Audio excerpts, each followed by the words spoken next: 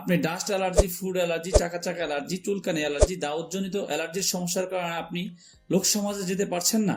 আপনি কি সম্পূর্ণ প্রাকৃতিক উপায়ে অ্যালার্জির স্থায়ী সমাধান খুঁজছেন? তাহলে আজকের ভিডিওটা আপনার জন্য অত্যন্ত গুরুত্বপূর্ণ। প্রিয় ভাইরা, অ্যালার্জি কি? অ্যালার্জি হচ্ছে মানুষের শরীরের এক ধরনের ক্ষতিকারক জীবাণু। এই অ্যালার্জি যদি আমাদের শরীরে হয় তখন আমাদের বিভিন্ন রোগ তৈরি হয়। অ্যালার্জিটা মূলত তৈরি হয় রক্ত থেকে। রক্তে যদি একবার অ্যালার্জি হয়ে যায় তখন আপনার জীবনটাই শেষ হয়ে যেতে পারে। রক্তের মধ্যে যে ক্ষতিকারক জীবাণু, এগুলো আমাদের শরীরের বিভিন্ন অর্গান নষ্ট করে দেয়, যার ফলে আমরা বিভিন্ন রোগে আক্রান্ত হই।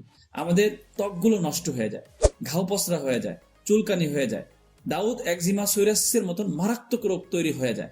তাই আমরা দীর্ঘদিন ধরে অ্যালার্জির ওষুধ খাই। বিভিন্ন কেমিক্যাল ওষুধ খেয়ে ফার্মেসিতে গিয়ে আমরা অ্যালার্জির ওষুধের কথা বলি, যেগুলো আমাদের জন্য অত্যন্ত ক্ষতিকর, যেটা আমাদের ইফেক্ট করতে পারে।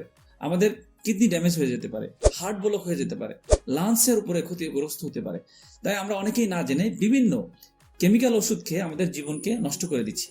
তাই আপনি আল খেদমা ন্যাচারাল কেয়ার আপনাদের কথা চিন্তা করে বিভিন্ন প্রাকৃতিক উপায়ে ন্যাচারাল একটি প্রোডাক্ট, অ্যালার্জি বিনাশ, যেটা সেবন করার ফলে আপনার যে কোনো ধরনের allergy, cold allergy, dust allergy, food allergy, চাকা চাকা অ্যালার্জি, যে কোনো ধরনের অ্যালার্জি, যারা অ্যালার্জির কারণে রাতে ঘুমাইতে পারেন না, প্রাকৃতিক উপায়ে চাচ্ছেন আমি সম্পূর্ণ পার্শ্ব প্রতিক্রিয়া মুক্তভাবে আমরা অ্যালার্জির সমস্যা দূর করতে চাই।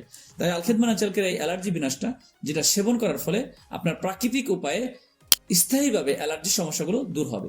যেটা তৈরি করা হয়েছে রেউচিনি, কালো কাসন্দি, তেওরিমুল, মন্ডারি ফুল সহ মোট 25টা ভেষজ উপাদান দিয়ে, যেটা মানুষের অ্যালার্জি দূর করার জন্য অত্যন্ত কার্যকর। কোনো ধরনের পার্শ্ব প্রতিক্রিয়া নাই। তাই যারা দীর্ঘদিন ধরে অ্যালার্জি ভুগছেন তারা সরাসরি আমাদের স্ক্রিনে দেওয়া নাম্বারে যোগাযোগ করতে পারেন। আসসালামু আলাইকুম ওয়া রাহমাতুল্লাহি ওয়া বারাকাতুহু।